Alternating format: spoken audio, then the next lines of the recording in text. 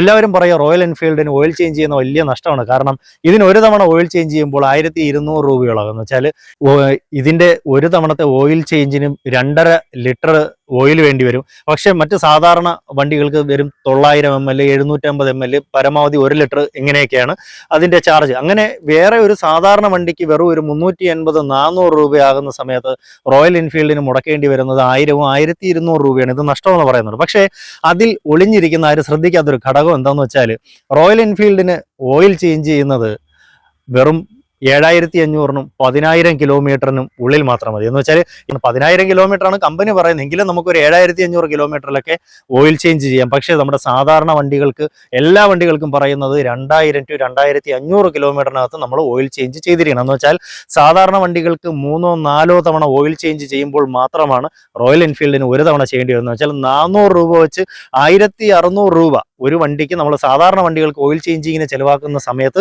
നമുക്ക് റോയൽ എൻഫീൽഡിന് വെറും 1000-1200 രൂപ ചിലവാക്കിയാൽ മതി. പിന്നെ